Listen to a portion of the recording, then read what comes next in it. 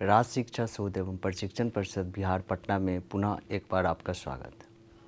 जैसा कि पिछली कक्षा में हमने क्लास 11 के अंतर्गत चैप्टर 1 में पार्ट 4 तक हमने आपको पढ़ाया। आज हम पार्ट 5 के बारे में चर्चा करेंगे और बेसिकली आज क्या होगा, जितने भी टाइप्स के ऑपरेटिंग सिस्टम हैं उसके जो एग्जांपल्स होते हैं, लेट्स से आपका विंडोज़ ऑपरेटिंग सिस्टम हुआ, मैक ऑपरेटिंग सिस्टम हुआ, लाइनेक्स हुआ, यूनिक्स हुआ, तो ये सब के बारे में आज हम डिटेल्स में चर्चा करेंगे। ये भी कंप्यूटर फंडामेंटल्स के अंतर्गत ऑपरेटिंग सिस्टम के इंटरनल जो भी पार्ट्स होते हैं उसके अंतर्गत आता है। तो चलते हैं, आज हम एक नए स्लाइड से शुरुआत करते हैं ऑपरेटिंग सिस्टम से रिलेटेड। तो चलते हैं नेक्स्ट स्लाइड की तरफ। आप देख रहे हैं हमने यहाँ पे मेंशन किया है यूनिक्स ऑपरेटिंग सिस्टम। एक्चुअली ये ऑपरेटिंग सिस्टम का पार्ट है। जब डॉस आया, डॉस को हम बोलते हैं CUI बेस्ड। CUI बेस्ड करने का मतलब character user interface. Basically operating system दो ही टाइप का होता है, एक CUI बेस्ड, जो हम पास्ट हिस्ट्री में आप जाएंगे तो पता चलेगा। पहले हम CUI बेस्ड मतलब कमांड प्रॉम्प्ट के अंतर्गत हमें टाइप करने पड़ते थे उसके कमांड में, और अकॉर्डिंग टू जो हम टाइप कर रहे हैं, जो इंस्ट्रक्शंस दे रहे हैं, उसमें जितने सारे टाइप्स ऑफ कमांड होंगे उसके अंतर्गत हमें रिजल्ट आउटपुट मिलता था। ठीक, अब क्या है, एडवांसमेंट जैसे जैसे बढ़ी टेक्नोलॉजी, तो CUI जो है वो GUI में कन्वर्ट हो गया। और उसी का कमाल है कि आज जो आप विंडोज़ ऑपरेटिंग सिस्टम यूज करते हैं या different GUI interface based operating system use करते हैं, उसमें आइकन बेस्ड आपको सभी चीज़ अवेलेबल रहते हैं। एक कहे तो एक पिक्चर वे में, एक पिक्टोरियल आइकन के रूप में सारे चीज़ मौजूद रहते हैं। और आप जो टाइप कर रहे हैं, जो चीज़ खोलना, मान लीजिए ओपन करना चाह रहे हैं कोई भी फाइल, तो आप उसको अपने टास्क के अकॉर्डिंग किसी भी फाइल, फोल्डर्स, किसी भी एप्लीकेशंस को आप GUI बेस्ड मोड में ओपन कर सकते हैं। तो जो डॉस था ऑपरेटिंग सिस्टम, उसको हम डिस्क ऑपरेटिंग सिस्टम जो बोलते थे, वो CUI बेस्ड था। यूनिक्स में भी ये फुल्ली तो GUI बेस्ड नहीं हुआ, बट CUI का कुछ एडवांस वर्जन इसमें आया। इसमें कई सारे ऐसे प्रोग्राम इसके कर्नल के अंतर्गत मैनिपुलेट किए गए, जिसके तहत सेल प्रोग्रामिंग इसमें होते थे। सेल प्रोग्रामिंग इसमें भी कमांड होता था, बट प्रोग्रामिंग का एक एक्स्ट्रा फीचर इसमें ऐड किया गया है। तो पहले हम इसको रीड करते हैं, आप इसको ध्यानपूर्वक सुनेंगे भी कि Unix is a powerful multitasking and multi user operating system. अब देखिए, डॉस में ये चीज़ नहीं था। अब इसमें एडवांसमेंट क्या आया, ये मल्टीटास्किंग है, मल्टी यूज़र है, और system developed in the late 1960s at AT&T Bell Labs by Ken Thompson, Dennis Ritchie and others. ये जो केन थॉमसन, डेनिस रिची आप देख रहे हैं, ये जो भी डेवलपमेंट पार्ट में ये ऑलरेडी इन्होंने इवॉल्व किया किसको, यूनिक्स को, और ये 1960s के बाद आया। मतलब आप जानते हैं, जब फर्स्ट जनरेशन आया आफ्टर 1940-41 के बाद, उस टाइम से हमारा डॉस ही चल रहा था। फिर एडवांसमेंट आई और 1960 ईस्वी के बाद हमारा AT&T बेल लैब्स में ये डेवलप किया गया और यूनिक्स ऑपरेटिंग सिस्टम का सेंस है। It is known for its stability, modularity, hierarchical file system and reliance on A command line interface, जिसको हम सेल बोलते हैं। अभी आपको हमने बताया था एडवांसमेंट के नज़रिए से इसमें तो कुछ चलिए टेक्नोलॉजी बढ़ी। दूसरी चीज़ था ये CUI बेस्ड ही, कमांड के अंतर्गत ही इसको भी लिखा जाता था, लेकिन इसमें एक्स्ट्रा क्या आया, सेल का फीचर डाला गया। मतलब प्रोग्रामिंग को भी हम इसमें मैनिपुलेट कर सकते थे, वही हमने ब्रैकेट में सेल लिखा है। Unix like system include Linux, BSD and Mac operating system which carry forward its design philosophy. अब देखिए, यूनिक्स का ही सेंस जब आया 1960 के बाद, उस टाइम से ही हमारा इसमें कुछ और भी एडवांसमेंट होने लगा। बाद में जाके जो आगे हम अलग अलग स्लाइड्स में इसका मेंशन भी हमने रखा, मतलब किया है, उसमें आप लाइनेक्स भी पढ़ेंगे जो यूनिक्स का ही एडवांस वर्जन है। फिर BSD भी है, इसको बर्कली सॉफ्टवेयर डिवीज़न के नाम से भी बोलते हैं, एंड मैक ऑपरेटिंग सिस्टम, सब पार्ट बाई पार्ट आप अध्ययन करेंगे, विच carry forward its design philosophy. केवल यूनिक्स के ही डिज़ाइन जो कर्नल होते थे, सेल प्रोग्रामिंग होते थे, उसके डिज़ाइनिंग पार्ट में उसको और भी एडवांस रूप में फीचर्स, उसमें कुछ ऐसे क्वालिटीज़ मैनिपुलेट किए गए जिसके तहत यूनिक्स का और भी एडवांस वर्जन आया जो लाइनक्स, बीएसडी या मैक ओएस हुआ। चलते हैं नेक्स्ट स्लाइड की तरफ। और इस स्लाइड में आप देख रहे हैं यूनिक्स का ही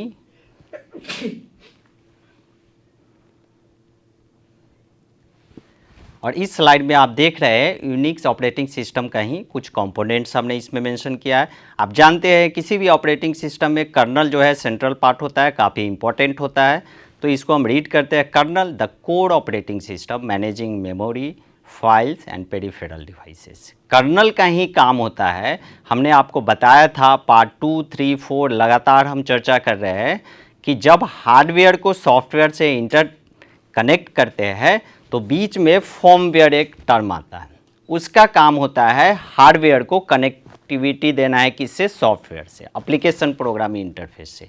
और जो ये इंटरकनेक्टिविटी करता है वो कोई ऑपरेटिंग सिस्टम के अंतर्गत जो कर्नल होते हैं सेंट्रल पॉइंट, उसी के माध्यम से इसको किया जाता है। कर्नल का बेसिकली नेम क्या होता है, कर्नल ऑपरेटिंग सिस्टम का पार्ट है जो मैनेज करता है, किसको मैनेज करता है, उसके मेमोरी को, उसके फाइल्स को, और पेरिफेरल डिवाइसेस मतलब जितने भी डिवाइस जो एक्सटर्नल हम कनेक्ट करते हैं अपने कंप्यूटर सिस्टम से, सारे चीज़ को मैनेज कौन करता है, तो कर्नल करता है। कर्नल में हमने आपको अभी तुरंत बताया यूनिक्स जैसे मैं आपको पढ़ा रहा हूँ, तो इसमें सेल प्रोग्रामिंग होता है, सेल स्क्रिप्ट होता है, उसका हमने यहाँ चर्चा किया। सेल क्या है, the user interface such as bash और JSH which interprets command and interacts with the kernel. अब आप देखते होंगे यहाँ हमने BASH का नाम मेंशन किया शॉर्ट में, ZSH का लिया, आपको बहुत सारे ऐसे कमांड मिलेंगे यूनिक्स में, जैसे GREP ग्रेप कमांड होते हैं। मान लीजिए कोई फाइल हुआ, उस फाइल में जो टेक्स्ट लिखा हुआ है उसको किसी करेक्टर वे से हमको सर्च करना है। अभी तक तो GUI इंटरफेस में सही है, आपने विंडोज़ एक्सप्लोरर ओपन किया और सर्च में कोई फाइल नेम टाइप किया, आपका उससे रिलेटेड जो भी फाइल्स होगा वो ओपन हो जाते हैं, आपको स्क्रीन पे दिखने लगते हैं। बट जब कमांड लाइन इंटरप्रेटर की बात होगी तो उसके लिए हर चीज़ के लिए एक कमांड बना हुआ है। आपको कोई फाइल सर्च करना है, मान लीजिए GREP ग्रेप कमांड अगर हम यूज कर रहे हैं, वहाँ पे कोई करेक्टर, कोई स्ट्रिंग, कोई वर्ड से हम रिलेटेड फाइल्स को सर्च कर सकते हैं। तो बेसिकली यूनिक्स जो है कमांड लाइन इंटरप्रेटर के द्वारा ही काम करता है और हर चीज़ के लिए एक स्पेसिफिक कमांड बना हुआ है यूनिक्स प्रोग्रामिंग में।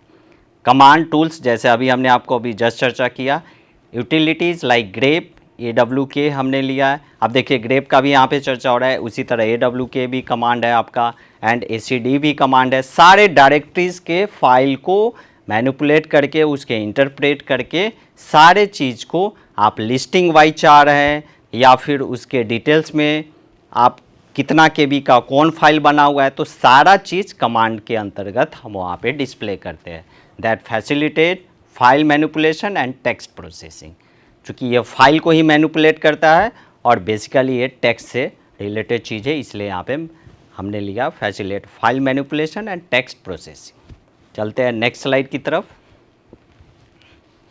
और इस स्लाइड में हमने कुछ डायग्राम लिया है। देखिए बेसिकली जितने भी ऑपरेटिंग सिस्टम होते हैं यही डायग्राम होता है, कुछ फीचर्स चेंज होते हैं। फीचर्स जैसे कोई CUI बेस्ड ऑपरेटिंग सिस्टम, उसके बाद GUI बेस्ड ऑपरेटिंग सिस्टम आया, तो उसके कर्नल का जो स्ट्रक्चर है बस थोड़ा उसमें फीचर्स में, उसके क्वालिटीज़ में चेंजेज आएंगे, लेकिन काम जो रियल में रहता है वो बेसिकली सभी ऑपरेटिंग सिस्टम का सेम ही रहता है। जैसे हम यूनिक्स का भी चर्चा कर रहे हैं, लेट्स से हमने सबसे अंदर जो आप देख रहे हैं वो हार्डवेयर है। चूँकि हार्डवेयर का ही काम है, मान लीजिए सॉफ्टवेयर से इंटरेक्ट करना है, तो एक तो सॉफ्टवेयर चलिए ठीक है, आपके PCs या जो भी लैपटॉप यूज़ कर रहे हैं ऑलरेडी एप्लीकेशन प्रोग्राम जो भी है उसमें इंस्टॉल्ड है। अब बेसिकली जब हार्डवेयर से उसको कनेक्टिविटी होता है तब ऑपरेटिंग सिस्टम अपना रोल अदा करता है। तो फर्स्ट ऑफ ऑल चूँकि हार्डवेयर से हम स्टार्ट करें, आप देख रहे होंगे सेंट्रल में हार्डवेयर लिया, तब मेनली अभी हमने फर्मवेयर की चर्चा की थी, तब मेनली हमारा स्टार्ट होता है ऑपरेटिंग सिस्टम का मेन पार्ट जिसको हम कर्नल बोलते हैं। अब कर्नल के अंतर्गत जितने भी कमांड लाइन इंटरप्रेटर होंगे, जितने भी प्रोग्रामिंग होंगे, सभी को लिखने के लिए एक script based command line interpreter बना हुआ है कर्नल के बाद, जिसको हम क्या बोलते हैं, सेल बोलते हैं। आप सेल स्क्रिप्ट भी बोल सकते हैं, कोई प्रोग्राम रन कर रहे हैं। देखिए यूनिक्स में भी कोई प्रोग्राम रन कर सकते हैं। अभी आप जान रहे हैं जैसे ऑब्जेक्ट ओरिएंटेड प्रोग्रामिंग लैंग्वेजेस या फिर हाई लेवल लैंग्वेजेस जो भी पाइथन हुआ, जावा हुआ, सी प्लस प्लस हुआ, आप इसमें जब प्रोग्रामिंग करते हैं सेम चीज़ बहुत सारे ऐसे प्रोग्राम्स आप यूनिक्स में भी सेल स्क्रिप्टिंग के माध्यम से रन कर सकते हैं, छोटे छोटे प्रोग्राम। तो ये सारे कहाँ लिखे जाएंगे? ये कमांड लाइन के अंतर्गत सेल स्क्रिप्ट का यूज करके, मतलब सेल प्रोग्रामिंग के अंतर्गत हम ये लिख सकते हैं। जब सेल की बात आएगी तब आता है हमारा यूज़र एप्लीकेशंस। जैसे सेल में हमने कोई कमांड लाइन इंटरप्रेटर के तहत कोई भी प्रोग्रामिंग हमने रन कराया, तब इंटरफेस मिलता है किसको? जो हार्डवेयर है, जो ऑपरेटिंग सिस्टम है, उसको हमारे सॉफ्टवेयर एप्लीकेशन जो भी हमारे सिस्टम में इंस्टॉल हो। तो ये स्ट्रक्चर है, इसी को हमने लेयर वाइज कैटेगराइज किया है। जैसे हमारा हार्डवेयर है, हार्डवेयर क्या है? लेयर 1 रखा है चूँकि सेंट्रल पॉइंट में हमने लिया है, फिर कर्नल को लेयर 2, उसी तरह 3 हमने सेल को लिया है, 4 हमने यूजर ऐप्स को। तो जितने भी बेसिकली ऑपरेटिंग सिस्टम है लेयर्स लगभग सेम होते हैं, कुछ फीचर्स में चेंज होंगे एज पर CUI based character user interface और GUI बेस्ड मतलब ग्राफिकल यूजर इंटरफेस। चलते हैं नेक्स्ट स्लाइड की तरफ। और इस स्लाइड में अभी हमने आपको बताया था यूनिक्स तक को ठीक था। यूनिक्स ही एक ऐसा प्लेटफॉर्म है जो CUI से धीरे धीरे चेंज्ड होकर दूसरे ऑपरेटिंग सिस्टम को डिज़ाइन करने में हेल्प किया। ठीक, तब कहे कि GUI इंटरफेस का बहुत सारे ऑपरेटिंग सिस्टम आने लगे। अब हम चलते हैं, जैसे यहाँ पे आप देख रहे हैं लाइनक्स ऑपरेटिंग सिस्टम, तो यूनिक्स के बाद डेवलपमेंट किसकी हुई? लाइनक्स की हुई। लाइनक्स क्या है? Is a free open source Unix like operating system based on the Linux kernel initially released by Linus Torvalds in 1991। अब देखिए 1991 के पहले यूनिक्स का ही हमारा वर्जन चल रहा था, या फिर CUI में आप डॉस भी उस टाइम में भी था। अब लाइनक्स क्या हुआ? लाइनक्स को देखिए यूनिक्स जो था उसको ओपन सोर्स नहीं बोलते थे, बट लाइनक्स को बोलते हैं, क्योंकि आप चाहे एक विंडोज़ ऑपरेटिंग सिस्टम रन कर रहा है, आप चाहे तो लाइनक्स वर्जन भी एक अलग, उसका भी एप्लीकेशन प्रोग्रामिंग इंटरफेस होता है, आप अलग से इंस्टॉल करके लाइनक्स भी प्रोग्रामिंग कर सकते हैं सेम PC में या सेम डेस्कटॉप पे। इसलिए इसको ओपन सोर्स बोला गया। बहुत सारे चीज़ जो है डेवलपमेंट अभी भी होते हैं लाइनक्स के अंदर, इसलिए इसको, एक तो ये फ्री है क्योंकि आप कोई भी वर्जन यूज कर सकते हैं अपने PC में, अलग से उसको इंस्टॉल करके आप एज ए ओपन सोर्स कोई भी प्रोग्रामिंग जो है आप लाइनक्स में भी कर सकते हैं। उसके बाद है Unix like operating system based on the Linux kernel. अब देखिए यूनिक्स में भी कर्नल था, तो कर्नल तो सभी ऑपरेटिंग सिस्टम में होंगे, क्योंकि जितने भी हार्डवेयर कंपोनेंट्स है ऑपरेटिंग सिस्टम से रिलेटेड, उसका काम ही होता है सॉफ्टवेयर एप्लीकेशन प्रोग्रामिंग से इंटरफेस कराना। ये इंटरफेस कौन कराता है? तो कर्नल करता है। डेवलप किसने किया? रिलीज किया गया लिनस टोरवाल्ड्स के द्वारा। कब? 1991 में। एक चीज़ और है, आप जानते हैं इंटरनेट जब आया इस दुनिया में, जब इसका इवॉल्वमेंट हुआ वो 1990 के बाद आया। ठीक, और इसमें भी लाइनक्स का योगदान है, क्योंकि बहुत सारे इंटरनेट कनेक्टिविटी से रिलेटेड सॉफ्टवेयर, उसके नेटवर्किंग स्पीड को, सारे चीज़ को इंटरप्रेट करने का काम भी लाइनक्स कर सकता है। तो इसलिए बोलते हैं जब इंटरनेट का जैसे ही इवॉल्वमेंट हुआ, लाइनक्स और लगभग इंटरनेट सेम ही दौर से वहाँ, मतलब 1990 के बाद से इवॉल्वमेंट उसकी चालू हुई। फिर है यहाँ पे हमने मेंशन किया है, it is renowned for its high stability, security and flexibility, powering everything from personal computers and servers to supercomputers, mobile devices and embedded system. हमने आपको पार्ट 1 और पार्ट 2 में कुछ कंप्यूटर टाइप्स के बारे में भी चर्चा किया था। अब यहाँ पे आप देख रहे हैं हमने मेंशन किया सुपर कंप्यूटर्स, मोबाइल डिवाइसेस और एम्बेडेड सिस्टम। सुपर कंप्यूटर आप जानते हैं बड़े बड़े ऑर्गेनाइजेशन, सैटेलाइट्स, जो भी ऑर्गेनाइजेशंस होते हैं जो सैटेलाइट को ट्रैक करता है, या फिर हमारा मौसम विभाग है, या फिर इसरो जैसी संस्था है, या नासा जैसी संस्था है, तो सारे में पावरफुल ऑपरेटिंग सिस्टम यूज होते हैं, पावरफुल कंप्यूटर्स यूज होते हैं, जिसको हम सुपर कंप्यूटर्स बोल सकते हैं। छोटे छोटे जैसे मोबाइल डिवाइसेस भी है, तो इसमें भी लाइनक्स का फीचर जब भी, चूँकि लाइनक्स जब आया तो ये सब का इवोल्यूशन होने लगा, ये सब काफ़ी डेवलपमेंट होने लगी इसमें, किसमें? तो सुपर कंप्यूटर मॉडल में, मोबाइल डिवाइसेस में। और एम्बेडेड हमने बताया था, एम्बेडेड, लेट्स से अभी जो आप स्मार्ट वॉच यूज करते हैं, आप उस घड़ी में आपको पता होना चाहिए, एक तो छोटा सा कंपोनेंट है, वो छोटा सा डिवाइस है, फिर भी जो है एक स्मार्ट डिजिटल फॉर्मेट में वो आपका वर्क करता है। उसके अंतर्गत उसके अंदर में क्या क्या सर्किट डिवाइस जो है लॉजिकली फिट किए हुए हैं, आप शायद उसको आवश्यकता के अनुसार आप उसको जब किसी मैकेनिकल या जो भी टेक्नोलॉजी बेस्ड ऑर्गेनाइजेशंस होंगे उसके द्वारा उसमें काफ़ी एम्बेडेड सिस्टम, छोटे छोटे आईसी, सिलिकॉन से रिलेटेड जो भी आईसीज वगैरह होते हैं सारे फिट किए जाते हैं। तो ये स्मार्ट वॉच जो है एक एग्जांपल है किसका, एम्बेडेड सिस्टम का। तो ये सब जो सेंस आया ये लगभग 1990 के बाद आया, और किस लिए आया, तो चूँकि लाइनक्स बेस्ड ऑपरेटिंग सिस्टम वहाँ से स्टार्ट हुई, और इसी लाइनक्स बेस्ड ऑपरेटिंग सिस्टम से हमारा जो भी सुपर कंप्यूटर मॉडलिंग सिस्टम है, या फिर मोबाइल डिवाइसेज है, या फिर एम्बेडेड सिस्टम्स है, सभी की इवोल्यूशन वहाँ से स्टार्ट। चलते हैं नेक्स्ट स्लाइड की तरफ। इस स्लाइड में आप देख रहे हैं कुछ लाइनक्स का और भी हमने चर्चा किया है। Linux is distributed in various version called distros, जिसको अभी आप देखते होंगे, अभी एक दो और एग्जांपल हम ले रहे हैं, जैसे उबुंटू का आप देख रहे हैं, फेडोरा हमने लिया है, डेबियन हमने लिया। अब देखिएगा आप बहुत सारे इसमें जो आप एग्जांपल हमने अभी यहाँ पे मेंशन किया है, आप अभी भी इसको यूज कर सकते हैं। ज़रूरी ये नहीं है कि हम only for Windows operating system use करें। क्यों? विंडोज़ इसलिए चूँकि GUI बेस्ड है, ग्राफिकल यूज़र इंटरफेस बेस्ड है, तो हमें ईजी मतलब वो एक इंटरफेस प्रदान करता है, हम ईजिली मोड में उसको यूज करते हैं। बट बात ये नहीं है कि ईजी मोड में हम यूज कर रहे हैं, बात ये भी है कि बहुत सारे ऐसे टास्क होते हैं बड़े बड़े ऑर्गेनाइजेशन से रिलेटेड जो स्पेसिफिक ऑपरेटिंग सिस्टम के अंतर्गत ही किया जा सकता है। और इसलिए जैसे यहाँ डिस्ट्रॉस का हमने एग्जांपल लिया, उबुंटू का लिया, तो ये सारे चीज़ स्पेसिफिक वर्क को करने के लिए होता है। और ये एग्जांपल किसका है, तो लाइनक्स के बाद ही ये सभी चीज़ आए। And allows users to modify and distribute the code freely. यहाँ एक और हमने टर्म लिया, फ्रीली। आप जानते हैं लाइनक्स जो है वो फ्री ओपन सोर्स सॉफ्टवेयर है।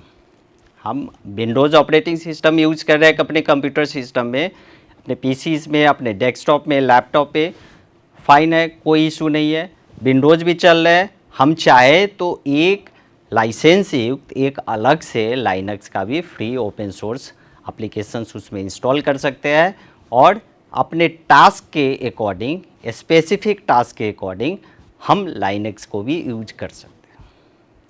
चलते हैं फिर नेक्स्ट स्लाइड की तरफ। और लाइनक्स के बाद आपको इस स्लाइड में कुछ इसके हमने एस्पेक्ट्स रखे। एस्पेक्ट्स क्या क्या हो सकते हैं, आपको पता है जो भी ऑपरेटिंग सिस्टम होता है उसमें कर्नल इम्पॉर्टेंट पार्ट होता है। कर्नल मतलब स्पेसिफिक फर्मवेयर का एक काम करता है जो आपके हार्डवेयर से कनेक्टिविटी करता है, किसको, सॉफ्टवेयर एप्लीकेशन प्रोग्रामिंग इंटरफेस को। कर्नल क्या है, the core of the operating system that manages hardware, software and memory.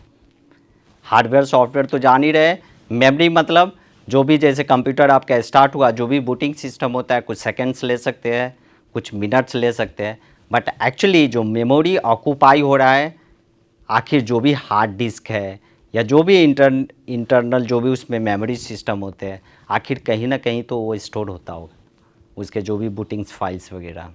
तो ये सारे चीज़ किसके अंतर्गत आया, तो कर्नल के अंतर्गत। कर्नल किस में होते हैं, तो ऑपरेटिंग सिस्टम के अंतर्गत ये भी आते हैं। चूँकि हम लाइनक्स का बात कर रहे हैं, ये ओपन सोर्स है, it is free to use, modify, distribute and fostering a large community driven ecosystem. आपको पता होगा विंडोज़ के जस्ट पहले हमने लाइनक्स बहुत सालों तक यूज़ किया, और इसलिए यूज किया है, या अभी भी आप चाहे तो आप यूज कर सकते हैं, क्योंकि ये फ्री में उपलब्ध है और ओपन सोर्स है। जैसे बहुत सारे अभी प्रोग्रामिंग लैंग्वेजेस भी ओपन सोर्स है, आप PHP यूज करते हैं प्रोग्रामिंग के लिए, ये भी ओपन सोर्स है। तो लाइनक्स भी एक तरह से ओपन सोर्स है। फिर है डिस्ट्रीब्यूशन, जिसको डिस्ट्रॉस भी बोल सकते हैं, complete operating system built on the kernel containing system software libraries and desktop environment. Example Ubuntu लिया हमने, आर्क लाइनक्स लिया और सेंटोस। ये सब भी किसका पार्ट है, तो लाइनेक्स का ही वर्जन है। इसके अंतर्गत लाइब्रेरीज भी होते हैं और ये डेस्कटॉप इन्वायरमेंट भी प्रदान करता है। तो ये रहा एस्पेक्ट्स लाइनेक्स का। चलते हैं नेक्स्ट स्लाइड की तरफ। यहाँ भी कुछ और भी एस्पेक्ट्स इसके हैं, जैसे command line and packages. While many desktop interface exist, Linux is known for powerful terminal based management। जैसे आप जानते हैं जितने भी डेस्कटॉप इंटरफेस होते हैं, ठीक ना, जब यूनिक्स के बाद लाइनेक्स हमारा आया तो ये टर्मिनल बेस्ड होते हैं। टर्मिनल बेस्ड करने का मतलब यूनिक्स भी हमारा कमांड लाइन ऑपरेटर था, लाइनेक्स भी कमांड लाइन ऑपरेटर। बहुत सारे ऐसे कमांड्स होते हैं जो आप यूनिक्स में यूज कर रहे थे, आप लाइनेक्स में भी यूज कर सकते हैं। अब कहने का मतलब, लेट से मैंने आपको बताया जब लाइनेक्स का इवोल्यूशन हुआ, इंटरनेट भी 1990 के बाद आना स्टार्ट हुआ, लाइनेक्स भी 1990 के बाद आना स्टार्ट हुआ। अब एक्चुअली दोनों में इंटरनेट और इंटरकनेक्शन है नेटवर्किंग से रिलेटेड, क्योंकि लाइनेक्स आने के बाद ही इंटरनेट का इवोल्यूशन हुआ। और ये जैसे बहुत सारे ऐसे कमांड होते हैं, आप सिंपली आप देखते होंगे, आप जो इंटरनेट का स्पीड वगैरह आप चेक करते हैं, आपको कमांड लाइन ऑपरेटर खोलना पड़ता है। जैसे मान लीजिए उसमें भी CMD वगैरह कमांड्स होते हैं, आप उसमें जैसे पिंग का यूज करते हैं, किसी का IP एड्रेस वगैरह चेक करना है तो वो भी आप देखते होंगे कमांड लाइन इंटरप्रेटर के द्वारा आप यूज करते हैं। तो सारे चीज़ जो है लाइनेक्स के आने के बाद ही ये सभी चीज़ें की इवोल्यूशन। फिर इसमें वर्सेटिलिटी भी है, used in diverse environments including cloud computing, web servers and Android device. आपको पता होगा अभी जो भी मेमोरी एलोकेशन हो रहा है, मेमोरी एलोकेशन करने का मतलब एक तो आप इंटरनल जो भी मेमोरी होते हैं, जैसे हार्ड डिस्क आपके पीसीज के अंदर है, आजकल HDD वगैरह आने लगे हैं। दूसरी चीज़ आपका क्या है, क्लाउड कंप्यूटिंग का सेंस। क्लाउड कंप्यूटिंग का सेंस जैसे अमेज़न का AWS यूज करते हैं, अमेज़न वेब सर्वर, गूगल का क्लाउड सर्वर सिंपली एग्जांपल है। जो गूगल ड्राइव आप यूज करते हैं, आपको फ्री में 15 GB गूगल की तरफ से प्रोवाइड कर दिया जाता है। एक्चुअली वो 15 GB है कहाँ से? इंटरनल तो ठीक है, आपका जो हार्ड डिस्क है या जो भी जब आप परचेज़ करते हैं कोई भी पीसीज, लैपटॉप या डेस्कटॉप वगैरह, उसमें आपका कुछ मेमोरी एलोकेट कर दिया जाता है। लेट से 500 GB दिया गया आपका हार्ड डिस्क, 1 TB का दिया गया। बट जब क्लाउड कंप्यूटिंग की सेंस आएगी तो जो उसका मैन्युफैक्चरर है, जैसे गूगल जो है, अपने उसको क्लाउड कंप्यूटिंग बेस्ड पे उसको डिप्लॉयड किए हुए रहता है। मतलब जब आपको ज़रूरी पड़े डेटा को, आप उस क्लाउड सर्वर से आप उसको डाउनलोड कर सकते हैं, ले सकते हैं वहाँ से। आप चाहे तो अपने डेटा को सेव कर सकते हैं। आपको 15 GB दे दिया गया, आप उससे ज़्यादा चाहते हैं तो आप परचेज कर सकते हैं। डिफरेंट टाइप का जो भी, जैसे गूगल का यूज़ कर रहे हैं तो गूगल से परचेज कर सकते हैं, उसका सब्सक्रिप्शन ले सकते हैं। उसी तरह AWS यूज कर रहे हैं तो उसका भी बहुत सारे प्रोग्रामिंग लैंग्वेजेज जो हम यूज करते हैं, उसका जो भी डेटाबेस वगैरह रहता है वो कहाँ हम रखते हैं। मान लीजिए बहुत सारे अभी जो है वो ऑनलाइन रिलेटेड, जैसे अकाउंटिंग सॉफ्टवेयर, बहुत सारे फाइनेंशियल मैनेजमेंट सॉफ्टवेयर होते हैं, जैसे गवर्नमेंट का, लेट से जैसे इनकम टैक्स डिपार्टमेंट है, आप फाइलिंग वगैरह करते हैं तो आपका डेटा एक्चुअली कहाँ सेव है। आप कोई भी पोर्टल पे लॉगिन करते हैं, आखिर वो डेटा कहाँ सेव है। आप कोई अमेज़न, फ्लिपकार्ट या बहुत सारे शॉपिंग कार्ट से रिलेटेड जो भी आपका पोर्टल्स होते हैं, आप उसमें लॉगिन करते हैं, आपका वो सारा चीज़ पर्सनल डिटेल जो है, आप एक डिवाइस को अगर लेट से कल हो के आप जो मोबाइल डिवाइस में यूज भी कर रहे हैं उस ऑनलाइन पोर्टल को, अगर मोबाइल आपका कहीं खो भी जाता है, फिर भी दूसरे मोबाइल आप परचेज़ करते हैं, आप लॉगिन करके सेम वे में यूज कर सकते हैं। तो आखिर डेटा एक्चुअली है कहाँ, जो आपको ज़रूरत पड़ने पर आप वहाँ से ले भी ले रहे हैं, या फिर कुछ पर्सनल डिटेल्स अपडेट कर रहे हैं, कोई परचेज कर रहे हैं, तो सारा डेटा वहाँ पे आपका जा भी रहा है। तो बीच में कौन काम करता है? तो बीच में जो मेमोरी जो भी एलोकेशन होता है वो आपका क्लाउड की दुनिया में है। इसलिए कभी कभी देखा जाता है बहुत सारे, जैसे माइक्रोसॉफ्ट का भी, जैसे एज्योर सर्विस हम कहते हैं माइक्रोसॉफ्ट का यूज़ करते हैं, तो माइक्रोसॉफ्ट हुआ, गूगल हुआ, अमेज़न, कभी कभी इसमें भी डेटा लैप्स होती है। इसलिए कहते हैं कभी कभी क्या है, आप कुछ सोशल मीडिया प्लेटफॉर्म यूज कर रहे होते हैं तो कभी कभी ऐसा न्यूज़ भी आपको सुनने में मिलता होगा कि 1 मिनट के लिए 2 मिनट के लिए जो है गूगल काम नहीं किया, जीमेल आपका वर्क नहीं कर रहा है, या माइक्रोसॉफ्ट का कोई भी सर्विस जैसे टीम्स वगैरह होते हैं वर्क नहीं कर रहा है जो सर्विस है, अमेज़न का साइट 1-2 मिनट के लिए यूज नहीं, मतलब कैपेबल आप नहीं है उसको यूज़ करने में, तो डेटा यहाँ पे लैप्स होती है। कहाँ? डेटा ऑलरेडी क्लाउड सर्वर पे लोड है, वहाँ पे हो सकता है उसके बैकअप में प्रॉब्लम आ गई होगी और फॉर द शॉर्ट टाइम के लिए 1-2 मिनट के लिए डेटा वहाँ लैप्स हो जा रही है।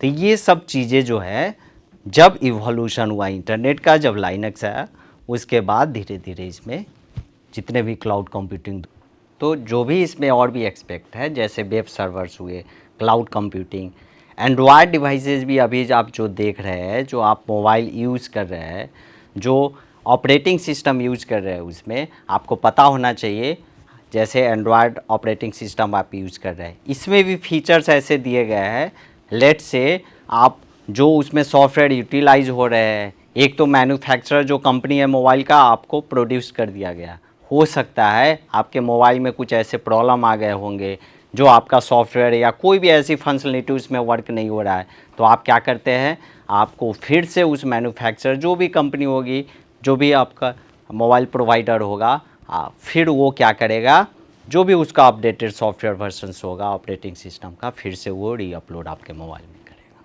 तो ये सब जितने भी सारे चीज़ें हैं ये ऑपरेटिंग सिस्टम से रिलेटेड है और यूजर स्पेसिफिक टास्क के लिए different web server, different operating system का हम यूज कर सकते हैं और लाइनक्स आने के बाद इसमें काफ़ी इवोल्यूशन होने लगा।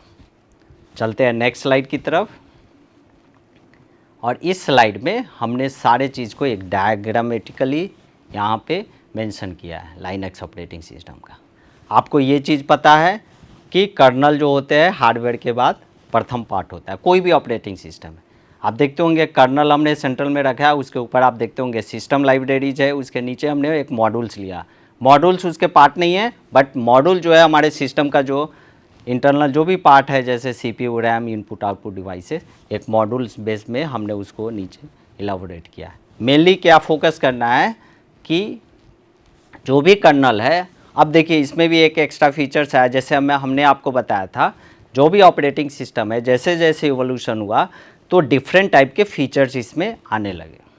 तो लाइनक्स में क्या आया, लाइनक्स में सेल टू ऑलरेडी आपका यूनिक्स के साथ आ गया था, इसमें एक सिस्टम का एक बहुत सारे ऐसे लाइब्रेरीज आए जिसके तहत सेल प्रोग्रामिंग काफ़ी इजी हो गया। इसमें आप कोडिंग भी कर सकते थे, कुछ प्रोग्राम जो है ऑलरेडी रन भी करा सकते थे इसमें। तो इस लाइब्रेरीज में क्या क्या आ सकता है, तो सिस्टम सॉफ्टवेयर्स, बहुत सारे सिस्टम ऐसे सिस्टम सॉफ्टवेयर भी ऑपरेटिंग सिस्टम का ही पार्ट है। यूज़र प्रोसेसेस, जो भी यूज़र कमांड लाइन वहाँ इंटरफेस कर रहा है, यूज़र यूटिलिटीज़, आप चाहे तो इससे कुछ प्रोग्राम जो है सेल स्क्रिप्ट में रन कर सकते हैं एज पर यूजर स्पेसिफिक टास्क। कंपाइलर्स, इसमें कंपाइलर का मेन फोकस इसलिए है क्योंकि आप जानते हैं आप जो भी प्रोग्रामिंग कोडिंग करते हैं, आप तो चलिए इंग्लिश लैंग्वेज में जो भी है आपने उसको एलाबोरेट कर दिया, बट कंप्यूटर अपने मशीन कोड में उसको चेंज करता है। तो जब प्रोग्राम चेंज्ड होता है तो आखिर कुछ तो चाहिए उसमें कंपाइलर, तो यहाँ पे कंपाइलर का भी सेंस आ गया। कहाँ? जब लाइनक्स का इवोल्यूशन हुआ। तो ये रहा हमारा बेसिकली डायग्राम किसका, लाइनक्स ऑपरेटिंग सिस्टम का। चलते हैं अब नेक्स्ट स्लाइड की तरफ। और इस स्लाइड में आप देख रहे हैं हमने एक दूसरा फिर अलग ऑपरेटिंग सिस्टम लिया, मैक ऑपरेटिंग सिस्टम। अब ये आप देखेंगे बहुत सारे अभी भी सिस्टम, आप एप्पल मैक एक्चुअली क्या है, तो एप्पल से ही रिलेटेड है, एप्पल ने ही इसको डेवलप किया है और इसके भी बहुत सारे फीचर्स हैं जिसको हम मैक ऑपरेटिंग सिस्टम, MAC हमने स्मॉल में दिया, OS जो है हमने कैपिटलाइज में किया है, एक ब्रांड इसको बोल सकते हैं। इसलिए बेसिकली आप जहाँ भी देखेंगे मैक OS इसी तरह का आपको लिखा हुआ नजर आएगा। तो Mac OS is the proprietary Unix based operating system developed by Apple INC। मतलब एप्पल जो इसकी पेरेंट कंपनी है, एप्पल इनकॉर्पोरेशन के द्वारा मैक ऑपरेटिंग सिस्टम बनाया गया exclusively for its Mac line of desktop and laptop computers. Actually अब जो भी PCs वगैरह आप देखते होंगे, आप मैक का भी लैपटॉप यूज कर सकते हैं, उसमें भी बहुत सारे एडवांस फीचर्स हैं। तो है तो ऑपरेटिंग सिस्टम वो भी, बट फीचर्स जो है आपको अलग अलग मिलेंगे rather than Windows operating system या फिर हमारा लाइनक्स का जो अपडेटेड पार्ट है। तो आप डेस्कटॉप भी आप यूज कर सकते हैं मैक का, एप्पल का मैक ऑपरेटिंग सिस्टम यूज से रिलेटेड, और लैपटॉप भी यूज कर सकते हैं। Known for its user friendly interface, security and integration with the Apple ecosystem. इसलिए कहा जाता है मैक जो है, एप्पल का जो भी मैक ऑपरेटिंग सिस्टम है वो ज़्यादा पावरफुल होता है। क्यों? क्योंकि ये ज़्यादा यूज़र फ्रेंडली इसका इंटरफेस रहता है। मतलब जो आप विंडोज़ या लाइनक्स यूज़ कर रहे हैं उससे अगर आप कंपेयर करेंगे तो यूज़र फ्रेंडली ज़्यादा है। एंड इंटीग्रेशन, एक चीज़ और हमने लिखा, सिक्योरिटी। मतलब इसकी जो जैसे वायरस का सिस्टम है, मालवेयर होते हैं, स्पैमिंग वगैरह जो भी यूज होते हैं, तो ये सारे चीज़ को डिग्रेड करता है। कौन करता है? तो हमारा मैक ऑपरेटिंग सिस्टम। इसलिए कहते हैं ये पावरफुल है, यूज़र फ्रेंडली है, सिक्योरिटी इसमें काफ़ी प्रोवाइड होता है, integration with Apple ecosystem. It is the second most widely use desktop operating system. यहाँ पे टर्म लिया हमने सेकेंड। मैक ऑपरेटिंग सिस्टम को इसलिए बोलते हैं वाइडली, ये सेकेंड ऑपरेटिंग सिस्टम हुआ जो हम डेस्कटॉप के रूप में यूज़ कर रहे होते हैं। क्योंकि फर्स्ट अभी भी आप जानते हैं, बेसिकली आप देखेंगे ज़्यादा हम लोग विंडोज़ ऑपरेटिंग सिस्टम यूज़ करते हैं। तो फर्स्ट प्रायोरिटी हमारी रहती है विंडोज़ की, सेकंड में इसका स्थान आता है किसका? तो मैक ऑपरेटिंग सिस्टम का। चलते हैं नेक्स्ट स्लाइड की तरफ। और इस स्लाइड में कुछ इसके फीचर्स हमने स्पेक्स भी रखे हैं। जैसे यूज़र इंटरफेस, आपको हमने बताया यूज़र इंटरफेस इसका ज़्यादा पावरफुल, यूज़र फ्रेंडली रहता है। तो फीचर्स है डिस्टिंक्टिव ग्राफिकल यूज़र इंटरफेस। अब जानते हैं जैसे लाइनक्स का सेंस आया, उसके बाद जो भी ऑपरेटिंग सिस्टम आया वो फुल्ली ग्राफिकल यूज़र इंटरफेस था। आइदर विंडोज़, हमारा जो मैक ऑपरेटिंग सिस्टम है, या फिर मोबाइल डिवाइसेस से रिलेटेड जो भी एंड्रॉयड वगैरह होते हैं, इवन iOS जो भी एप्पल का जो भी मोबाइल फ़ोन्स वगैरह होते हैं उसमें भी iOS ऑपरेटिंग सिस्टम जो भी होते हैं वो भी पावरफुल है, वो भी ग्राफिकल यूज़र इंटरफेस है। तो फीचर से distinctive graphical user interface with the dock, finder and a menu bar often considered intuitive and slick। अब देखते होंगे जो भी इंटरफेस होता है GUI का, आपको मेनू बार के रूप में वहाँ पे ऑलरेडी मेंशन होते हैं। मतलब यूज़र इंटरफेस कैसे एक यूज़र उसको इजी वे में सारे टास्क को हैंडल कर सकता है, उसी के लिए ये यूज़र फ्रेंडली जो है वर्ड यहाँ पे लाया गया। Ecosystem integration seamlessly connects with iPhone, iPad and other Apple devices, allowing for features like handoff, universal control and iCloud synchronizing। देखिए यहाँ पे आईफोन का चर्चा अभी हमने आपको किया, क्योंकि जब मैक ऑपरेटिंग सिस्टम का सेंस आया तभी जो छोटे छोटे जो भी मोबाइल डिवाइसेस है उसके लिए भी ऑपरेटिंग सिस्टम आना स्टार्ट हो गया। एप्पल ने बनाना स्टार्ट कर दिया, जो हम आईफोन में यूज करते हैं या आईपैड वगैरह जो भी होते हैं या जो भी अदर एप्पल का डिवाइसेज है उसमें भी इसका यूनिवर्सल कंट्रोल और आई क्लाउड भी देखिए यहाँ पे भी क्लाउड का सेंस है। आई क्लाउड भी आप क्लाउड सर्वर जैसे गूगल का होता है उस तरह से एप्पल का भी आप यूज कर सकते हैं। चलते हैं नेक्स्ट स्लाइड की तरफ। थोड़ा स्पीड बढ़ाइए। और इस स्लाइड में हमने कुछ और फीचर्स रखे हैं, जैसे बिल्ट इन सॉफ्टवेयर, बहुत सारे इसमें पैकेजेस वगैरह होते हैं। जैसे MS ऑफिस में बहुत सारे पैकेज होते हैं, सॉफ्टवेयर प्रोग्रामिंग जो भी आपका वर्ड रहा है, एक्सेल, पावर पॉइंट, उस तरह इसमें भी बहुत सारे सॉफ्टवेयर इनबिल्ट होते हैं। सिक्योरिटी एंड रिलायबिलिटी, सिक्योरिटी हमने आपको बताया इसका मस्ट पावरफुल है। इसमें स्पैमिंग की समस्या है या जो भी एंटीवायरस युक्त जो भी इसमें सॉफ्टवेयर है ऑटोमेटेड इसमें रहते हैं, कोई भी इसमें प्रॉब्लम किसी तरह की आने की शिकायत नहीं रहती है। तीसरा यहाँ हार्डवेयर सपोर्ट, इसका optimise for Apple silicon M1, M2, M3 chips, इसके चिप्स का ये सब टाइप है, providing high performance and battery efficiency. इसका बैटरी फीचर्स भी काफ़ी एफिशिएंट रहता है। तो ऐसे भी हार्डवेयर सपोर्ट जो भी आपको मिलेगा, इसे सभी चीज़ जो भी आपका वारंटी पीरियड है या जो भी टेक्निकल उसमें जो भी टर्म्स यूज किए गए जो भी डिवाइसेज है वो ज़्यादा पावरफुल होते हैं। चलते हैं नेक्स्ट स्लाइड की तरफ। और इस स्लाइड में आप देख रहे हैं MS विंडोज़। अब देखिए अब हम आए जो आप बेसिकली आप यूज करते हैं विंडोज़ ऑपरेटिंग सिस्टम। तो बेसिकली ऑपरेटिंग सिस्टम हमने पार्ट 4 में भी आपको बताया था। विंडोज़ ऑपरेटिंग सिस्टम के बहुत सारे टाइप्स है और बेसिकली ये भी GUI बेस्ड है। इसको बनाया कौन? तो माइक्रोसॉफ्ट ने विंडोज़ ऑपरेटिंग सिस्टम बनाया। किस चीज़ के लिए हम लोग यूज़ करते हैं? तो आपके लैपटॉप्स हो, आपके पीसीज हो, डिफरेंट टाइप्स ऑफ सर्वर्स हो, तो सारे चीज़ के लिए माइक्रोसॉफ्ट का विंडोज़ ऑपरेटिंग सिस्टम हम यूज कर सकते हैं। पहला इसका रिलीज़ कब आया? तो ये भी लाइनक्स के आसपास से रिलीज हुआ, 1985 में कहते हैं कि पहला इसका रिलीज वर्जन हुआ। और manages hardware and software resources Windows 11 being the current में आप जानते हैं आपके सिस्टम जो भी आप यूज कर रहे हैं, जैसे एक्सपी था, विंडोज़ 7 आया, 8 है, 10 है, 11 है, जैसे अभी लेट से आप विंडोज़ 11 जो है कह रहे हैं कि हम करेंटली में यूज कर रहे हैं। अब इसमें क्या है? AI enhanced version focused on productivity. ये जो अपडेटेड जो वर्जन आप देख रहे हैं जो रिलीज हो रहे हैं हर एक दूसरे टाइम पीरियड के अंदर, ये क्या है? तो विंडोज़ का अलग अलग पावरफुल वर्जन है। जैसे अभी कर एडवांसमेंट आ गई टेक्नोलॉजी में AI बेस्ड, तो हम लोग विंडोज़ 11 में बहुत सारे ऐसे फीचर्स होते हैं या टाइम टू टाइम उसमें अपडेटेड वर्जन आते रहते हैं, आप डाउनलोड करके उसको अपडेट कर सकते हैं। चलते हैं नेक्स्ट स्लाइड की तरफ। और इस स्लाइड में आप देख रहे हैं की एस्पेक्ट्स ऑफ और भी विंडोज़ आपको मिल सकते हैं, जैसे वर्जन एडिशन। हमने आपको बताया डिफरेंट टाइप्स के इस वर्जन जो है टाइम पीरियड के अंदर ये आते रहते हैं। लेट से आपने कोई सिस्टम अभी विंडोज़ 11 इंस्टॉल किया है, हो सकता है 2 दिन के बाद कुछ उसमें सॉफ्टवेयर अपडेट का आपको नोटिफिकेशन आ सकता है, तो ऑटो मोड रहता है, या फिर आप उसके साइट पे जाके अपडेट कर सकते हैं, वहाँ से डाउनलोड करके उस सॉफ्टवेयर को अपडेट कर सकते हैं। फंक्शनलिटी क्या होता है? It manages memory, file system and hardware resources file, allowing users to run applications, browse the internet and manage data. Functionality आप जानते हैं विंडोज़ ऑपरेटिंग सिस्टम का, आप जैसे इंस्टॉल करते हैं तो बहुत सारे फीचर ऑटोमेटेड आ जाते हैं। जैसे उसमें जो भी ब्राउज़र्स यूज होते हैं माइक्रोसॉफ्ट का, जैसे एज यूज करते हैं हम लोग, तो सारे चीज़ उसमें आ जाएंगे और काफ़ी स्मूथली वे में एप्लीकेशंस को रन करता है। ब्राउज इंटरनेट ब्राउजिंग करने के लिए भी ये सही चीज़ है। और मैनेज डेटा को किस अनुसार से आपको मेमोरी मैनेजमेंट में आपको मैनिपुलेट करके वहाँ स्टोर करना है, तो सारे चीज़ इसका फीचर जो है वो यूज़र फ्रेंडली होता है। चलते हैं नेक्स्ट स्लाइड की तरफ। और इस स्लाइड में आप देख रहे हैं कुछ की फीचर्स है, जैसे modern version offer AI power tools, phone link connectivity and Windows hello biometric security. अभी जैसे आप अपडेट करेंगे या आप ऑलरेडी अपडेट कर चुके हैं विंडोज़ 11, तो आपको पता चलेगा AI के भी कुछ फीचर्स हैं।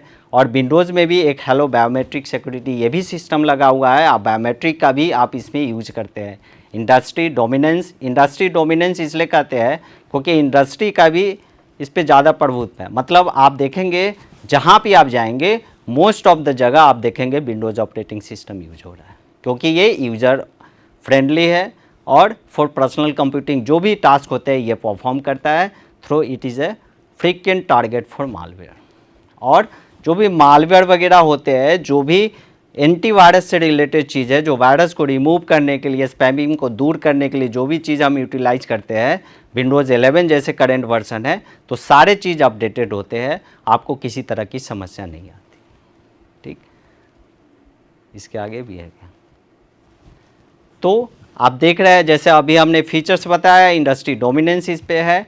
तो आज के लिए चूँकि ये हमारा पार्ट 5 था और आज के लिए हम इस स्लाइड के अंतर्गत इस चैप्टर को यहीं एंड करते हैं। आपको जो भी फंडामेंटल्स के अंतर्गत जो भी पार्ट्स